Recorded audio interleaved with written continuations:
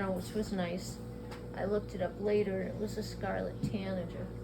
Oh, those are beautiful birds too. Yeah, They're but it really- just kept following me. Everywhere, I'm thinking, okay, walk a distance, and I think it's not. But then sure enough, it's right there, and it's squawking the whole way, Mhm. kind of squawking. So I'm thinking, are there eggs nearby? But it must have had one hell of a huge territory, Yeah. because it followed us right from one end of that ridge all the way up and out to the other. And that's what gave me the reason for that poem that I did, because it was like I felt like alienated from his world. That's what that was about.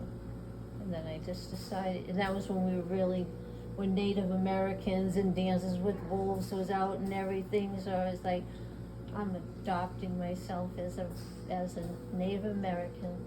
I'll be Zintkala Luta. What is it? Zintkala Luta, red bird. Yeah. A lot of people would say it was Zintkala.